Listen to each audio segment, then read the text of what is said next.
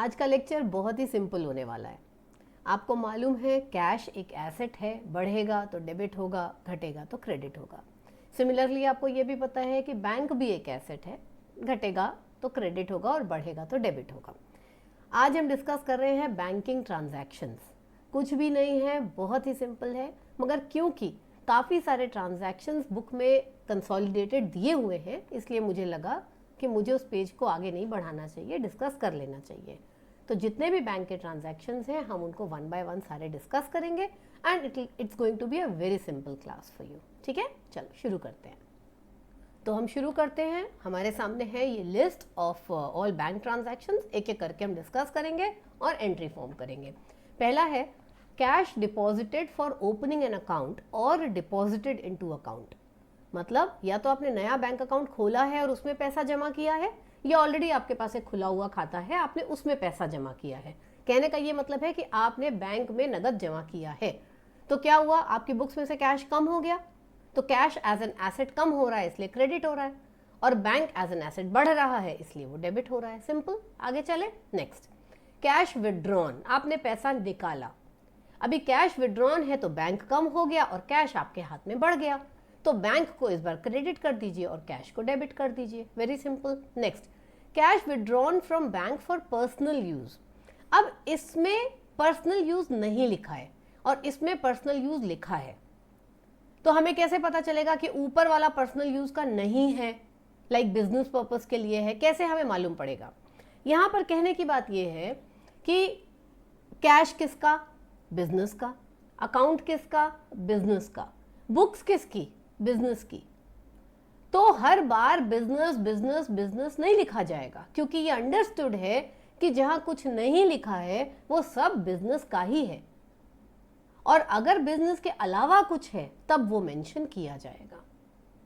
इसीलिए point number 2 में केवल कैश विड्रॉन लिखा है, वहां बिजनेस पर्पस लिखने की कोई नीड नहीं है, क्योंकि सारा स्ट्रक्चर ही बिजनेस के लिए चल रहा है। लेकिन पॉइंट नंबर 3 में क्योंकि वो पैसा बिजनेस के लिए यूज नहीं हो रहा है, प्रोप्राइटर अपने पर्सनल इस्तेमाल के लिए लिए जा रहा है, इसलिए वहां पर्सनल यूज लिखा होना जरूरी है। आपके घर आए, आपके कमरे में आए, ठीक है, वहां कहते ये शर्ट आपकी है, ये किताब आपकी है, ये ड्रेस आपकी है, ये जूते आपके हैं, ये मोजे आपके हैं, ये घड़ी आपकी। अरे जब कमरा मेरा है तो सामान तो मेरा ही होगा ना, इसमें बताने की कौन सी बात है? उस पूरे कमरे में अगर कोई सामान किसी और का है तो ये बता दिया जाएगा कि ये सामान किसी और का है। बाकी सब तो अंडरस्टूड है कि आपका रूम है तो आप ही का सामान होगा। समझ में आया? सेम इसी तरीके से बार बार बिजनेस बिजनेस बिजनेस ना लिख के जो एंट्रीज बिजनेस की नहीं होती हैं उनके बारे में लिख दिया जाता है। अब आ गया ये पर्सनल यूज। तो जो पर्सनल यूज है वो क्या है? प्रोप्राइटर पैसा निकाल के ले गया। अब सेपरेट लीगल एंटिटी, इसमें क्या कहते थे कि बिजनेस और बिजनेसमैन अलग अलग है। अगर बिजनेसमैन बिजनेस में पैसा डालेगा तो उसकी एंट्री की जाएगी, और वही बिजनेसमैन अगर पैसा निकाल के ले जाएगा अपने पर्सनल इस्तेमाल के लिए तो उसकी भी एंट्री की जाएगी, उसका कैपिटल कम हो जाएगा वहां पर। ठीक? हाँ, तो मैं ये बता रही थी कि अगर उसने पैसा निकाला है अपने पर्सनल यूज के लिए तो उसके कैपिटल में से कम किया जाएगा। अब जब कैपिटल में से कम करने का बात आता है तो बार बार हम capital account basic side credit, बढ़ेगा तो क्रेडिट और घटेगा तो डेबिट। तो बार बार कैपिटल अकाउंट को न छेड़ करके हमें जब घटाने का टाइम आता है उसके लिए एक अलग अकाउंट हेड का नाम है ड्रॉइंग्स। ड्रॉइंग्स कैपिटल का ही पार्ट है, बस जब जब कैपिटल माइनस करने का टाइम आएगा तो कैपिटल अकाउंट को डेबिट ना करके हम ड्रॉइंग्स अकाउंट को डेबिट कर देते हैं। समझ में आया? और फाइनली एक स्टेज पर हम वो ड्रॉइंग्स अकाउंट को कैपिटल से माइनस कर देते हैं टोटल। तो अल्टीमेटली इफेक्ट वही आता है, इफेक्ट में कोई चेंज नहीं आता। मेरी बात समझ ना आई हो तो दोबारा सुनिएगा मैंने क्या बोला, आपको सब समझ में आ जाएगा। जब जब हमें कैपिटल को कम करना है तो हम कैपिटल को डेबिट ना करके हमने एक नया नाम दे दिया है ड्रॉइंग्स अकाउंट। हम ड्रॉइंग्स अकाउंट को कम कर देते हैं। उसका रेलेवेंस ये होता है कि ईयर एंड पे, साल खत्म होने के बाद जब कैपिटल अकाउंट को देखा जाता है तो प्रोप्राइटर को ये दिखाई देता है कि मैंने पैसा इतना इन्वेस्ट किया था और इतना पैसा मैं पर्सनल यूज के लिए निकाल कर ले गया हूं। अगर आप बार बार उसी में कम ज्यादा कर देंगे तो अल्टीमेटली जो लेजर का बैलेंस आपको दिखाई देगा वो एक नेट फिगर दिखाई देगी। उसमें आपको ये नहीं पता चलेगा कि कितना आया था और कितना चला गया। उसके लिए आपको प्रॉपर लेजर बार बार देखना पड़ेगा। और अगर आप कैपिटल अकाउंट को और ड्राइंग्स अकाउंट को अलग अलग रखते हैं तो आपको हर समय ये दिखेगा कि अच्छा, मैंने 10 लाख रुपए लगा के बिजनेस स्टार्ट किया था और 2 लाख रुपए तो मैं निकाल के घर ही ले गया। तो अब वो 2 लाख पे फोकस करेगा कि ये मैंने क्यों निकाला, इसकी क्या वजह थी, इसको कम करना चाहिए। समझ में आया बात? इस वजह से उसको अलग रख लेते हैं और फाइनल शेप देने के टाइम पर हम 10 में से 2 माइनस करके 8 की फिगर दिखा देंगे। सिंपल। तो जब हम कैपिटल को हटा रहे हैं, कम कर रहे हैं, तो अकाउंट का नाम ड्राइंग्स चलता है, क्योंकि यहां वो पैसा निकाल कर ले गया है अपनी पर्सनल यूज के लिए। तो बुक्स में क्या हुआ? बुक्स जब भी बोला जाएगा मतलब books of accounts of the business. तो क्या मतलब होगा इसमें? वो यहां से पैसा निकाल कर ले गया, इसलिए अब इसने कैश विड्रॉन फ्रॉम बैंक है, मतलब बैंक से निकला है पैसा। आपके पास 2 जगह पैसे हो सकते हैं, या तो बैंक अकाउंट में हो सकता है या आपके कैश बॉक्स में हो सकता है। तो ये पैसा आपने कैश बॉक्स में से नहीं निकाला है, आपने बैंक अकाउंट से निकाला है, तो आपका बैंक कम हो जाएगा। तो बैंक एज एन एसेट कम हो रहा है, इसलिए क्रेडिट हो रहा है। और कैपिटल जिसका क्रेडिट बैलेंस होता है वो भी कम हो रहा है, इसलिए वो डेबिट हो रहा है। लेकिन जब जब कैपिटल डेबिट होता है उसके अकाउंट का नाम बदल के ड्राइंग्स हो जाता है, इसलिए ड्राइंग्स अकाउंट यहां पर डेबिट हो रहा है। सिंपल। डन। आगे चले। Payment by cheque to a creditor से राकेश। से राकेश का क्या मतलब हुआ कि क्रेडिटर का नाम हम मान लेते हैं कि राकेश है और उसको आप चेक से पेमेंट कर रहे हैं। तो आपका क्रेडिटर घट रहा है, क्रेडिटर बेसिक साइड क्रेडिट घट रहा है तो डेबिट, और दूसरी साइड बैंक, बैंक से पैसा जा रहा है, बैंक एसेट, एसेट का बेसिक साइड डेबिट घट रहा है तो क्रेडिट। तो राकेश अकाउंट दिया टू बैंक। इतना इलेबोरेटली मेरा आपको बार बार एक ही चीज समझाने का ये मकसद है कि कोई भी खाता किसी दूसरे खाते की वजह से डेबिट या क्रेडिट नहीं होता है, वो अपनी वजह से होता है। यहां राकेश डेबिट क्यों हुआ? क्योंकि वो एक लायबिलिटी थी और वो कम हो रही है इसलिए। और बैंक यहां क्रेडिट क्यों हुआ? क्योंकि वो एक एसेट था और वो कम हो रहा है इसलिए। तो अकाउंट्स में ध्यान रखिएगा, आपके पास बहुत स्कोप नहीं है, एक डीआर है एक सीआर है। अगर आपने मान लिया कि ये डीआर है और आप ये मान लेंगे कि अच्छा दूसरा वाला सीआर होगा, और कहीं ये गलत कर दिया तो ये ऑटोमेटिकली गलत हो जाएगा।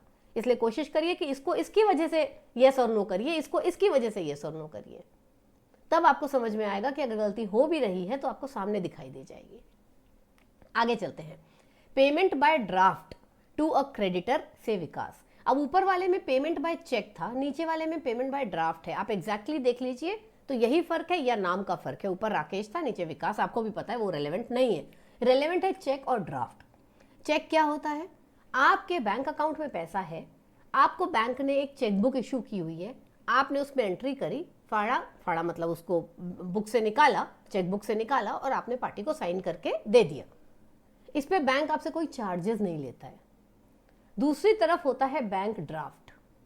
बैंक ड्राफ्ट आप अपने आप साइन नहीं करते हैं, बैंक ड्राफ्ट आपको बैंकर बना कर देता है और उसके लिए वो आपसे अलग से चार्जेस लेता है।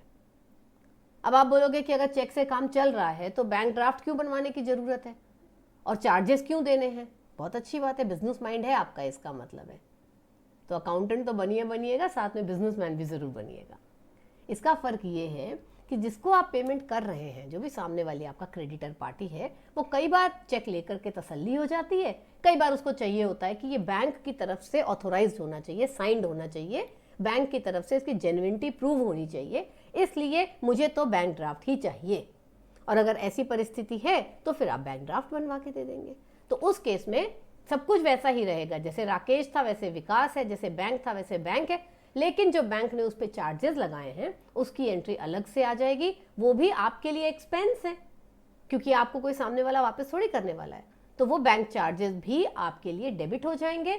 और इस बार जो बैंक आपका कम होगा वो विकास को जितना पैसा दिया वो प्लस जितने चार्जेस बैंक ने डिडक्ट किए वो दोनों मिला करके उतने से आपका बैंक कम हो जाएगा। क्लियर? समझ में आ गया? आगे चले, चलो 6 पॉइंट पे आते हैं हम लोग। पेमेंट ऑफ एक्सपेंस बाय से रेंट बाय चेक। तो क्या कर रहे हैं आप? रेंट से, रेंट की पेमेंट कर रहे हैं चेक से।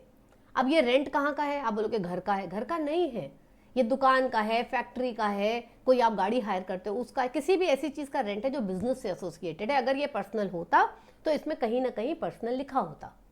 तो रेंट पेमेंट कर रहे हैं, खर्चा कर रहे हैं, रेंट एज एन एक्सपेंस आपकी बुक्स में बढ़ रहा है, डेबिट हो जाएगा, बैंक से पैसा जा रहा है, क्रेडिट हो जाएगा, simple. Next, charges paid to और चार्ज्ड बाय बैंक। बैंक ने कुछ चार्जेस लगाए या आपने बैंक को चार्जेस पे किए, बात तो एक ही है। आपके लिए खर्चा है, खर्चे का नाम है बैंक चार्जेस, बैंक से पैसा कम हो रहा है, बैंक चार्जेस दिया टू बैंक। अगर बैंक चार्जेस लगा रहा है, मतलब बैंक अगर कोई खर्चा लगा रहा है, तो उसके लिए आपसे नगद थोड़ी मांगेगा। आपका पैसा तो ऑलरेडी उसके पास खाते में लगा हुआ है, वो उसमें से निकाल लेगा। जैसे हम लोगों का अगर बैंक अकाउंट होता है, उसमें कई बार मिनिमम बैलेंस हो जाता है, मतलब एक बैलेंस है जो आपको मेंटेन करना है, आपने नहीं मेंटेन किया अगर, तो वो बैलेंस आपका, तो बैंक उस पर मिनिमम चार्जेस लगा लेता है। तो हमसे कोई नगद थोड़ी मांगता है कि लो भैया 50 रुपये मिनिमम, ना ना, वो उसके पास खाता रखा है हमारा, वो खाते में से निकाल लेगा।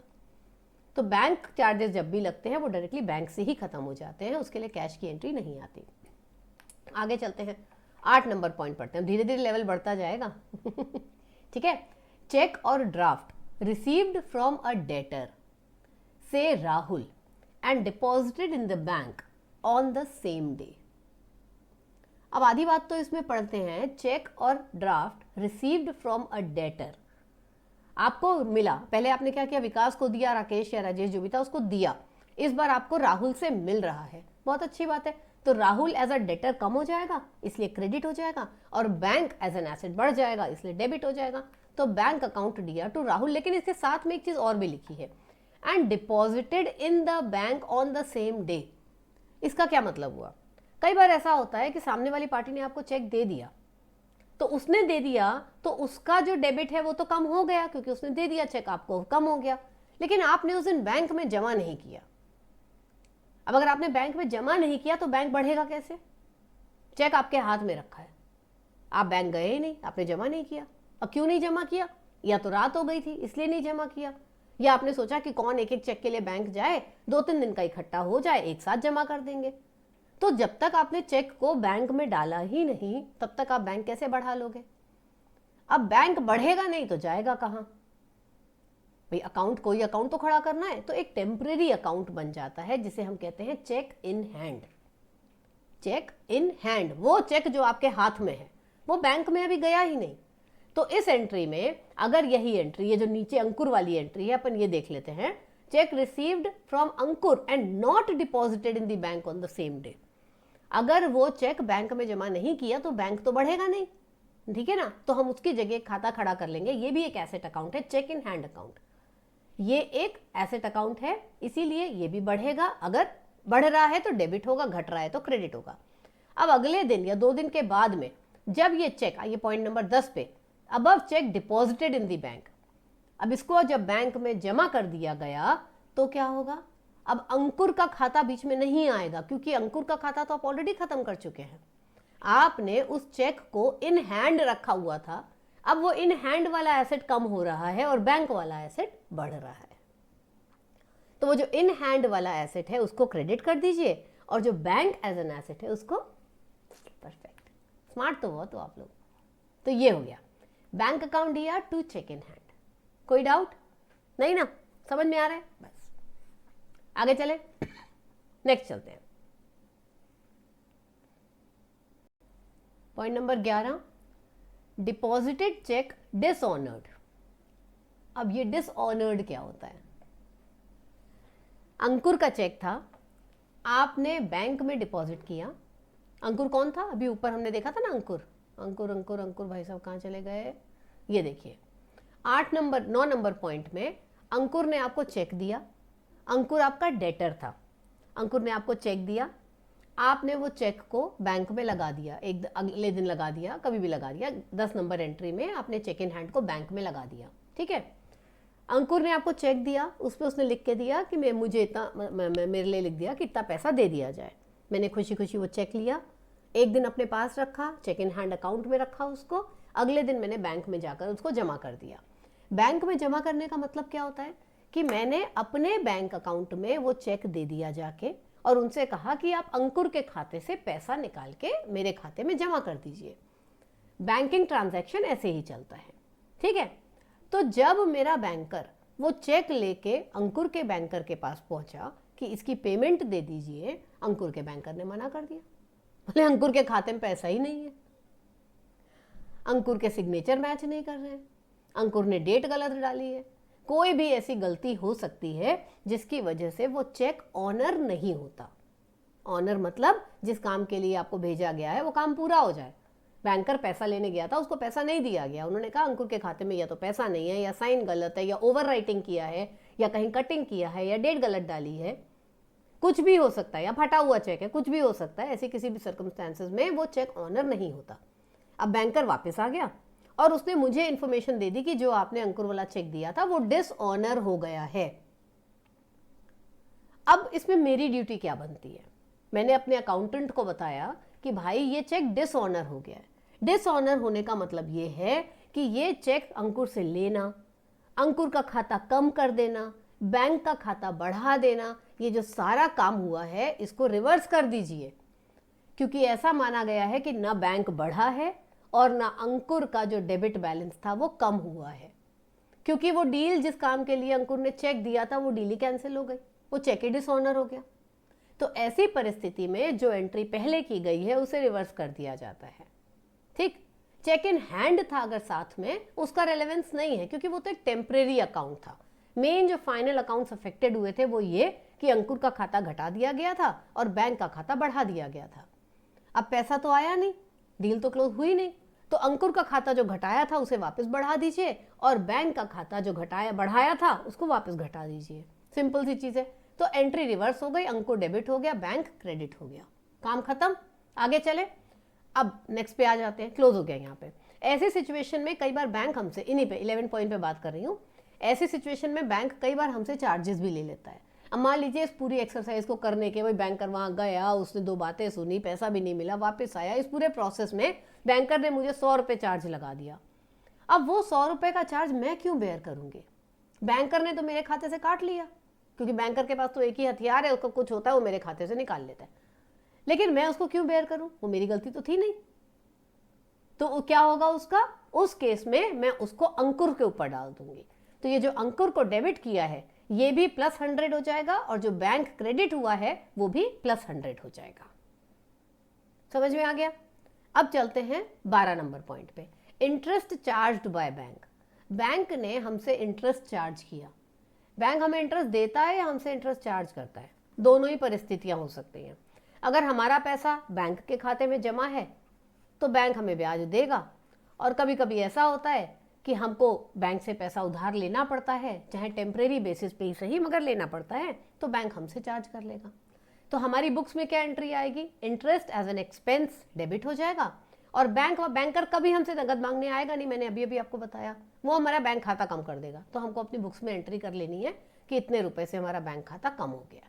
Clear? Next, interest allowed by bank. अब देखो एक एक शब्द का डिफरेंस है। Charged by bank, allowed by bank, paid by bank, received by bank, given by bank, taken by bank, सब कुछ वही है, सिर्फ बीच बीच का एक एक शब्द बदलता जा रहा है। तो जितना हम प्रैक्टिस करते हैं उतने ये वर्ड्स हमें आदत हो जाती है सुनने की, हमें समझ में आने लगते हैं।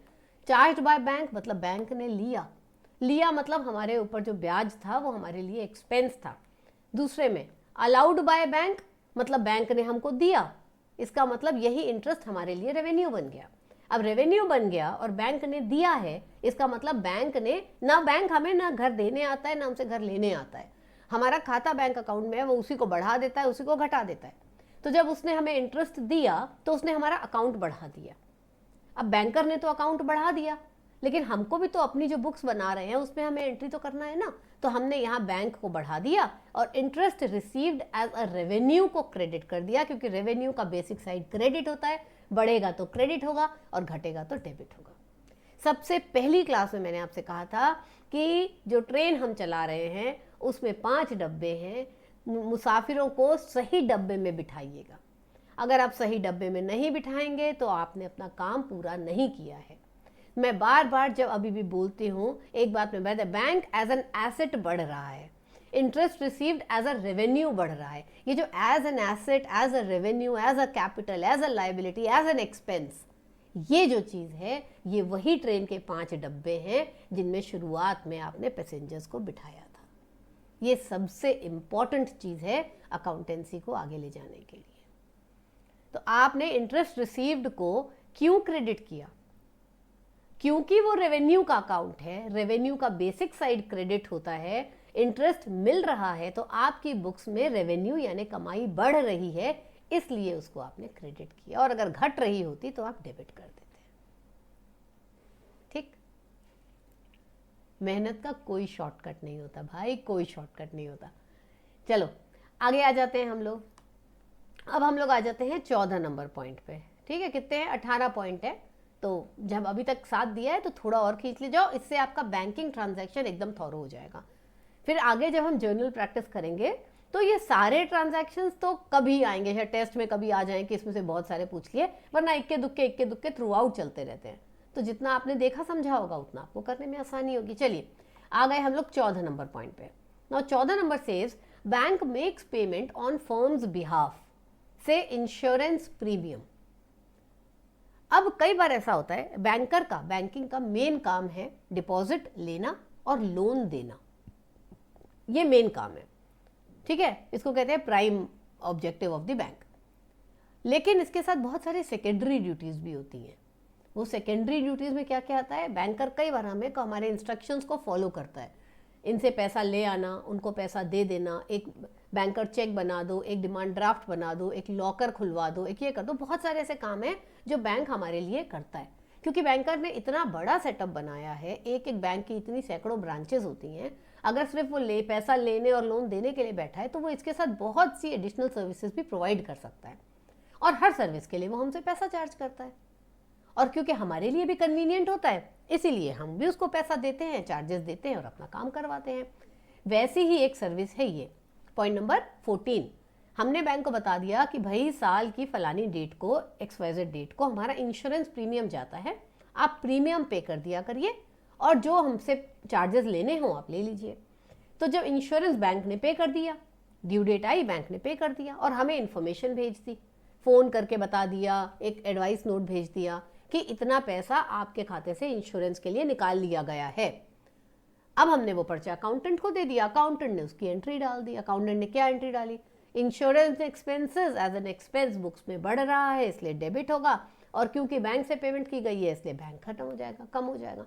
यहीं अगर बैंक ने साथ में ये भी लिख दिया होता कि इतने में इसमें चार्जेस काट लिए हैं, 20 रुपये चार्जेस लगा लिए, 50 रुपये चार्जेस लगा लिए, तो insurance expenses DR, bank charges DR to bank.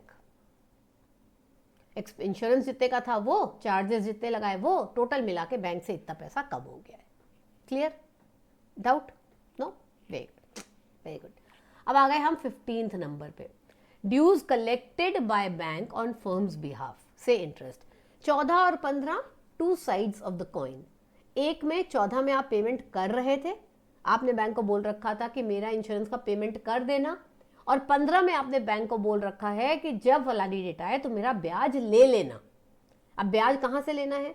हो सकता है आपने किसी को लोन दिया हो तो उससे इंटरेस्ट कलेक्ट करना है, आपने बैंकर को बोल दिया कि आप इंटरेस्ट कलेक्ट कर लेना। किसी कंपनी के आपने शेयर्स ले रखे हो, वहाँ से डिविडेंड आना है, आपने बैंकर को इंस्ट्रक्ट कर दिया कि डिविडेंड सीधा मेरे अकाउंट में आ जाए, आ गया। तो बैंकर ने आपका काम कितना आसान कर दिया। नहीं तो आप फलानी जगह जाते या उनको फ़ोन करते, अरे सर अभी तो वो है नहीं, मीटिंग में है, अभी तो बात नहीं हो सकती है। फिर आप थोड़ी देर में फिर अरे क्या आप पीछे पड़े, अरे कल दे दूंगा, परसों। आपने बैंकर को बोल दिया कि भाई तू अपना बैंक चार्जर ले लेना, लेकिन मेरा ये काम सल्टा दे, ये सिरदर्दी मेरे से नहीं देखी जाती, आपके पास और भी बहुत काम है। ठीक है, तो बैंकर ने इंटरेस्ट इस समय रिसीव कर लिया, तो बैंक अकाउंट बढ़ गया और आपका ब्याज जो है क्रेडिट हो गया, एज बिकॉज रेवेन्यू है और क्रेडिट हो गया, simple. Next 16th point, repayment of bank loan in cash. आपने बैंक से लोन ले रखा था और आप उसको कैश से पेमेंट कर रहे हैं, तो जो बैंक लोन था वो क्या था? लायबिलिटी। और लायबिलिटी का अगर पेमेंट कर रहे हैं तो क्या होगा? लायबिलिटी बंद, खत्म हो जाएगी, कम हो जाएगी। लायबिलिटी का बेसिक साइड क्या होता है? क्रेडिट। कम होगी तो डेबिट। और कैसे कर रहे हैं? कैश से। तो कैश आपके पास से जा रहा है, कैश क्या होता है? एसेट। कम होगा तो क्रेडिट, सिंपल। तो bank loan DR to cash की एंट्री बन गई, कोई दिक्कत नहीं। Yes, great. Next, repayment of bank loan by issue of cheque. 16 और 17 में सिर्फ इतना फर्क है कि 16 में आप कैश से पेमेंट कर रहे थे और 17 में आप चेक से पेमेंट। चेक से पेमेंट करने का मतलब है कि जो बैलेंस कम होगा वो आपके कैश बॉक्स का नहीं, आपके बैंक का बैलेंस कम होगा, इसलिए आपने बैंक को क्रेडिट कर दिया, काम खत्म। Last entry, last 18, transfer of funds from one bank account to another bank account, से फ्रॉम SBI टू PNB। आपके कई सारे बैंक्स हो सकते हैं, इनफैक्ट कितने भी सारे बैंक हो सकते हैं, कितने भी सारे बैंक अकाउंट्स हो सकते हैं। आप एक बैंक का खाता पैसा निकाल के दूसरे खाते में डाल रहे हैं। भाई आपके आपकी शर्ट में इतनी सारी पॉकेट्स हैं, आपने इस पॉकेट से पैसा निकाला, इस वाली में डाला, इस वाली से निकाला, इस वाली में डाला, आपकी शर्ट है, आपका पैसा है, जो चाहे करिए। लेकिन अकाउंटेंट कहता है मुझे तो बता दीजिए, मुझे तो पता नहीं चल रहा कि कौन से खाते में पैसा रखा है, तो जब जब आप ट्रांसफ़र करिए आप मुझे बता दीजिए, मैं भी अपनी बुक्स में ट्रांसफ़र ले लूँगा, मैं दिखा दूंगा कि फलाने बैंक से पैसा निकल गया और फलाने बैंक में चला गया है। सिंपल सी चीज़ है। अब इन्होंने कहा कि मैंने SBI से निकाला है और PNB में डाला है। क्योंकि PNB में डाला है तो PNB का खाता डेबिट हो जाएगा, क्योंकि PNB as an asset account बढ़ रहा है, और क्योंकि SBI से निकाला है तो SBI as an asset account कम हो रहा है, इसलिए वो क्रेडिट हो जाएगा। सिंपल सी बात है। Bank account PNB, bank account SBI, एक डेबिट और एक क्रेडिट। कोई एंट्री में दिक्कत हो, कोई कुछ हो, आप मुझे मैसेज कर दीजिए, आप YouTube पे नीचे लिख दीजिए कि भाई ये नहीं समझ में आया, मैं आपको बिंदास समझाऊंगी, मेरा ड्यूटी है आपको समझाना। एक बार छोड़िए, 2 बार छोड़िए, 10 बार पूछिए, मैं आपको समझाऊंगी। Just not worry on that. आप पढ़ाई करिए मन लगा के, ठीक। तो ये हो गए हमारे सारे के सारे बैंक ट्रांजैक्शंस। तो ये हमारी क्लास हो गई बैंक ट्रांजैक्शंस की। इसमें आपने 18 तरीके के बैंक ट्रांजैक्शंस पढ़ लिए हैं। ज़रूरी नहीं है कि 18 ही होते हों, वो 25 भी हो सकते हैं, वो 50 भी हो सकते हैं, लेकिन जो कॉमनली यूज्ड होते हैं ऐसा समझ लीजिए हमने वो पढ़ लिए हैं। या आप ये समझ लीजिए कि अगर आपने इतना समझ लिया है तो बाकी तो आपको समझ में आ ही जाएगा, क्योंकि बहुत सारी चीज़ें इंटर रिलेटेड हैं, प्रैक्टिस से आती हैं। आपने अगर इनको अच्छे से समझ लिया है और जब भी आप कोई न्यूमेरिकल लगाएंगे इसमें से कोई 2, 3, 4 ऐसे निकल के आएंगे जो आपके हर सवाल में पूछे गए होंगे, ऑटोमेटिकली आपका दिमाग उसके साथ साथ ट्यून होता जाएगा। हमारे दिमाग की बहुत ताकत होती है, उससे अंडर एस्टिमेट मत करिएगा। तो इस तरीके से हमारा बैंकिंग सेक्शन वाला ख़त्म हो जाता है। अब अगले में हम ऐसे ही कुछ और टॉपिक्स लेके आएंगे। ये पूरी सीरीज़ हमारी चल रही है जिसमें हम जर्नल की सारी बारीकियों को समझ रहे हैं। Okay, bye.